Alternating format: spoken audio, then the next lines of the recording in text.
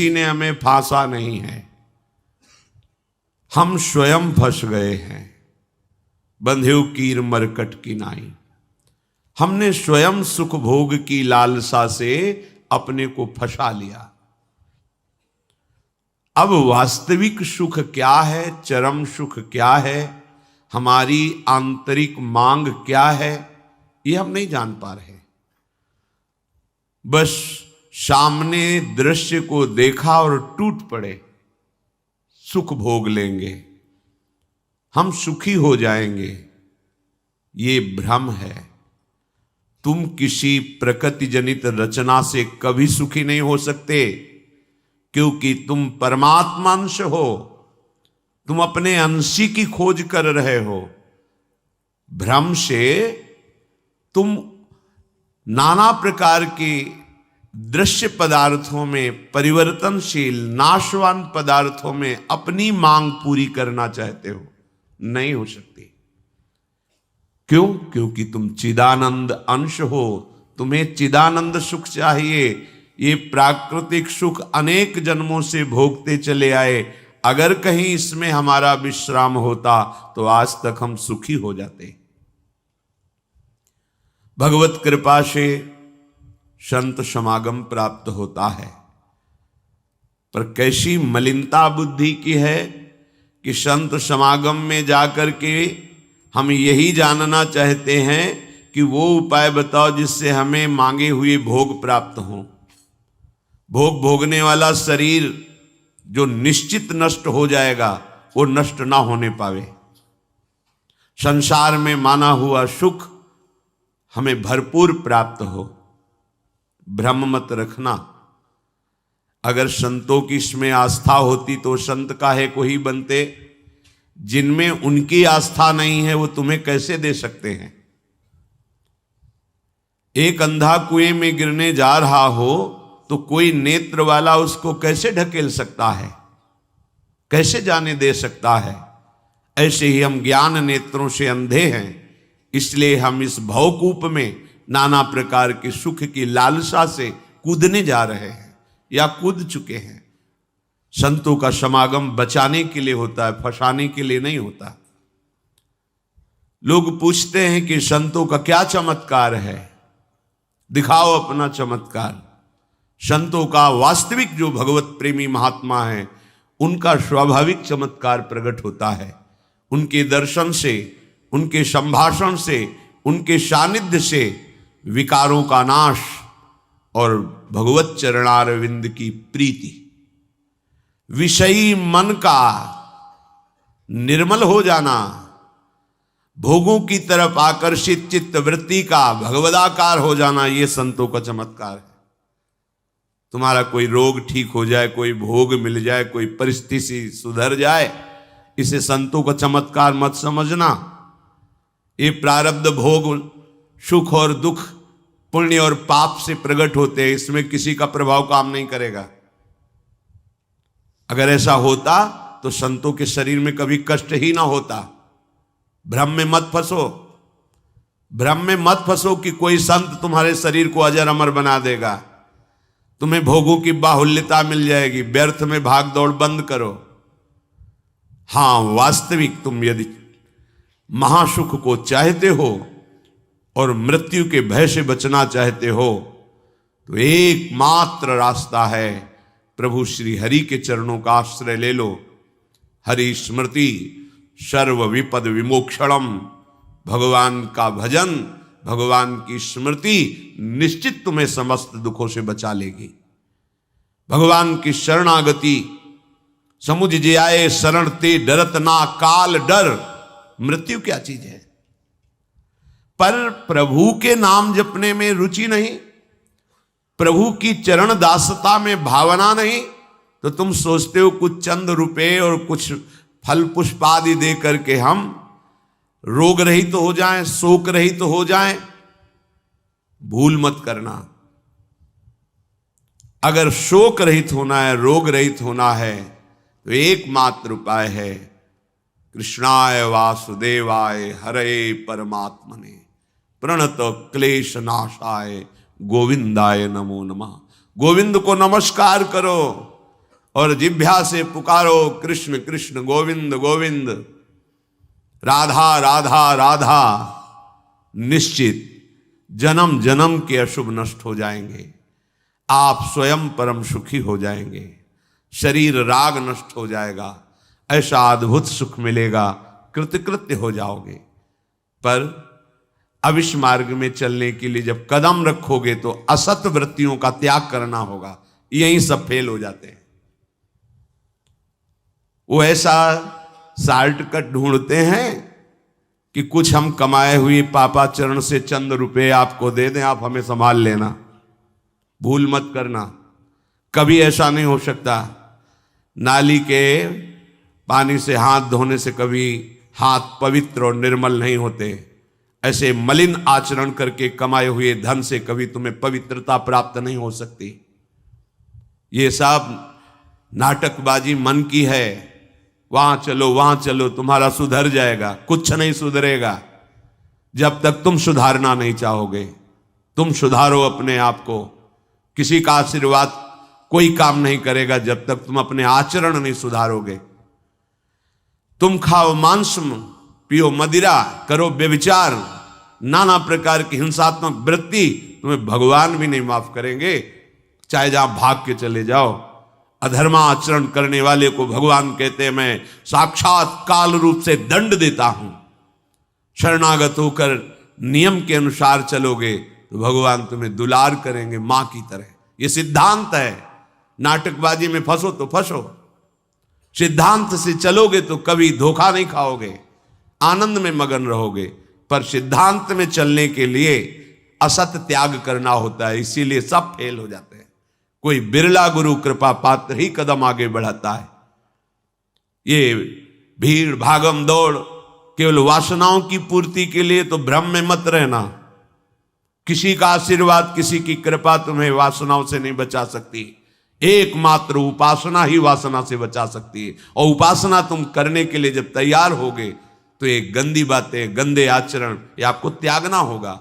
बस यही तुम्हारी गाड़ी फेल हो जाती है। ये हम नहीं त्याग सकते तो फिर तुम्हें कोई बचा भी नहीं सकता। लिख लो, अपने दिमाग में लिख लो। अगर बचना है तो एकमात्र मामे ए प्रपद्यन्ते माया में ताम तरंते।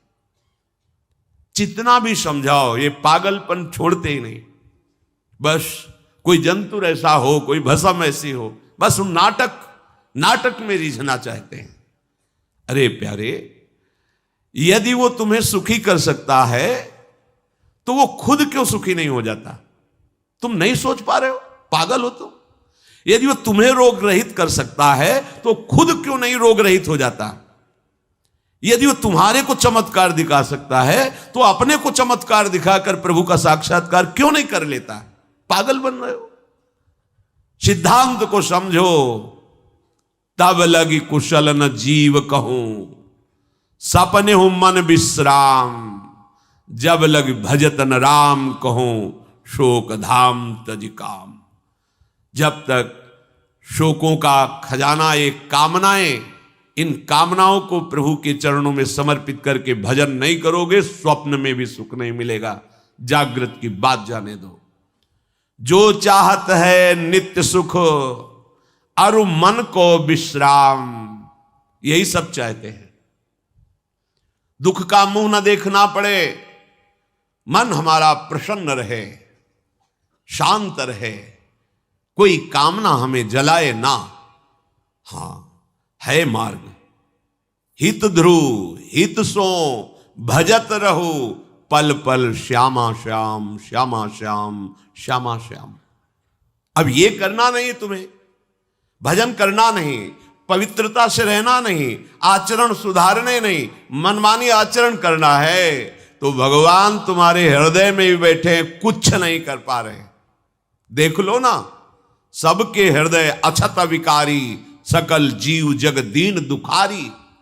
सबके हृदय में अखंड आनंद परमात्मा विराजमान है, लेकिन सब दुखी हैं, सब क्लेशित हैं, अशांत हैं। क्यों? तहां बेदस कारण राखा, भजन प्रभाव संत श्रुति भाखा। भजन नहीं कर रहे हो इसलिए। भजन किए बिना कुछ नहीं हो सकता। मान लो हमारी बात, कहीं भागने की जरूरत नहीं। राधा राधा राधा सब ठीक कर देंगी लाडली जो, बड़ी करुणामयी है। यदि आप भजन नहीं करोगे तो वारी मथे घृत होए बरु सिकता ते बरु तेल, बिनु हरि भजन न भवतरी या सिद्धांत अपेल।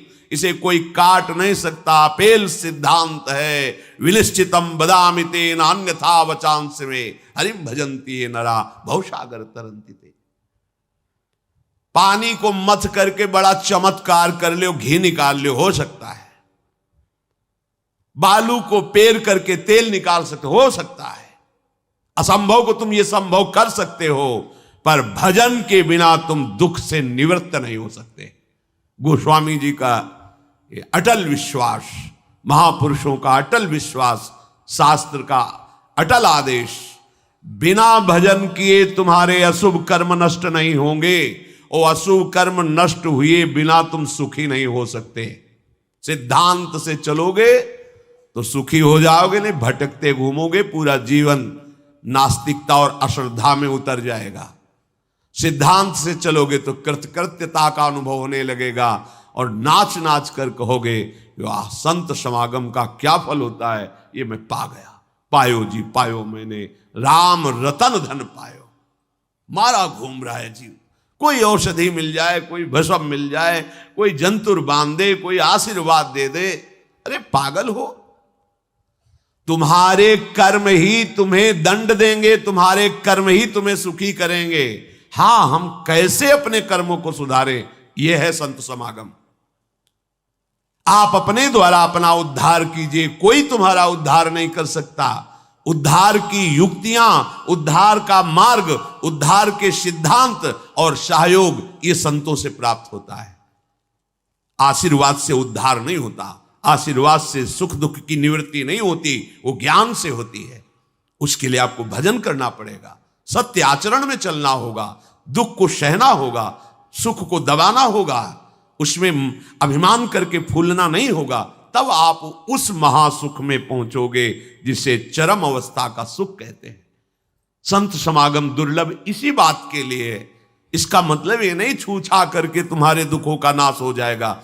भाग लो, पूरे ब्रह्मांड में जाओ, अगर कहीं सुखी हो जाना तो बताना हमें आके। समझना ही नहीं चाहते। भगवान कृपा करके बोल रहे हैं, औरों की तो बात क्या है, अब समझ लो। श्री भगवान कह रहे हैं इदं तुते गृहतमं प्रवक्ष्याम्यनसूयवे ज्ञानम विज्ञान सहितम यज्ञात्वा मोक्ष से अशुभात्। हे अर्जुन, ये मैं तुम्हें बहुत गुह्य बात कह रहा हूं। क्या होता है जब हृदय की बात कुछ कहने को आती है तो बार बार कहा जाता है कि आप अन्यथा मत सोचना, सत्य सत्य सत्य कह रहा हूं, ये बात तुम केवल समझ लीजिए। मतलब वो विवश होकर अपने हृदय की बात तुम्हें दे रहे हैं, जो छुपाए रखे जीवन भर वो तुम्हें दे रहे हैं, पर अनाधिकारी होने के कारण वो बात पकड़ नहीं पाते। संतों की बात में ही तुम्हारा कल्याण छुपा हुआ है। उनकी बात मान लो, फिर आप देख लो कैसे आपकी अध्यात्म उन्नति होती है। आप जो भी करेंगे वो अहम की धरा से होगा। अहम की धरा लोक लोकांतर तक ले जा सकती, लेकिन जीवन मुक्त नहीं कर सकती। जीवन मुक्त होने के लिए अहम का विसर्जन चाहिए। वो होता है गुरु कृपा से, संतों के वचनों से। विश्वास कीजिए, बिना संत वचन गुरु वचन पर चले कोई जीवन मुक्त नहीं हो सकता। अगर जीवन मुक्त नहीं हुआ तो सब किया कराया माटी हो गया। चाहे ब्रह्म लोक जाओ चाहे स्वर्ग लोक जाओ, आना तो यही पड़ेगा लौट के। तो फिर क्या हुआ, एक विशाल स्वप्न सुखद समझ लो, जगे तो फिर वही मृत्युलोके विशंति। भगवान कह रहे मैं बहुत गुह्य बात बता रहा हूं, अत्यंत गोपनीय बात, गोपनीय जो अभी तक छुपाए रखा है हृदय में। ये जो ज्ञान सहित विज्ञानानंद घन का मैं तुम्हें वर्णन करूंगा, ये अनुसूयवे दोष दृष्टि से जो रहित है वही समझ पाएगा। दोष दृष्टि से रहित, जब भगवान अवतार लेते हैं तो मनुष्य जैसी लीला करते हैं। यही सुख देने के लिए तो वो अवतरित हुए, अपनी महिमा से घटे हैं, उतरे हैं। अवतार का मतलब होता है अपनी महिमा से उतरना। भगवान की जो अनंत महिमा है उससे उतरते हैं, हम उनको देख पाएं, उनसे बात कर सके, उनके साथ खेल सके। वो ऐसे उतर कर हमारे समान लीला करते हैं। उनकी लीला को देख करके अगर किसी को दोष दृष्टि होती है तो बोले इस गुहितमम के सुनने का अधिकारी नहीं। जब हम भगवान को भगवान न मानकर व्यक्ति मानते हैं तो हमारी दृष्टि वैसे ही दूषित हो जाती है। वैसे केवल भगवान की ही लीला हो रही है, पर हमारी दृष्टि दूषित होने के कारण हमें व्यक्ति दिखाई देता है, स्त्री पुरुष दिखाई देते हैं, गुणात्मा महात्मा दोषात्मा ऐसा सब भेद नजर आता है। पर यहां जो भगवान कह रहे कि जो मेरे पर दोष दृष्टि ना रखता हो, अरे बड़े बड़े परमहंसों का जहां प्रवेश नहीं वो भगवान का रास है। जहां ज्ञान समुद्र भगवान शिव भी प्रवेश पाने के लिए ललचाए और भगवान श्री कृष्ण की मंद मुस्कान से गोपी स्वरूप होकर प्रवेश पाए। बोलो ज्ञान समुद्र भगवान शिव जिस रास रस के लिए ललचाए, वो रास रस प्राकृतिक स्त्री पुरुष का मिलन हो सकता है क्या? पर अनाधिकारी के तो क्या उपहास, ऐसा क्या? तो इसलिए भगवान यह कह रहे हैं कि जो अनुसूयवे प्रवक्ष्याम अनुसूयवे, जो मेरे से दोष दृष्टि नहीं रखता। अब आप केवल मेरे ही आज्ञा का पालन करेंगे, मैं जैसा कहूंगा उससे एक कदम पीछे नहीं हटेंगे। हो भाग्य, कितनी कृपा कि मुझे समस्त प्रपंच से समेटकर एक मार्ग में लगा रहे। जहां श्रद्धा है तो वहां शब्द दूसरा भाव निकाल देगा, और जहां दोष दृष्टि वहां भाव दूसरा निकाल देगा। इसलिए श्री भगवान कह रहे, मैं अत्यंत गोपनीय बात तुमसे कह रहा हूं हे अर्जुन। अपने प्रियजनों से, प्रिय शिष्यों से बात कही जाती है। तब तक गीता जी का श्री भगवान ने उपदेश अर्जुन जी को नहीं दिया जब तक मित्र भाव रहा, नहीं दिया। सारथी पद पे बैठे हैं, आज्ञा की दोनों के बीच में रथ, इधर सेना कौरवों की पांडवों के बीच में, भगवान बीच में खड़ा कर दिया।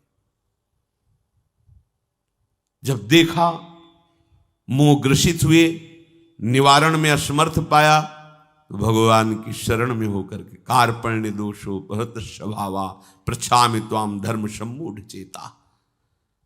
हे प्रभु, अब मेरे में सामर्थ्य नहीं रहेगी कि मैं निर्णय कर सकूं कि मेरे लिए श्रेय क्या है, परम कल्याण क्या है, ये आप जानते हैं।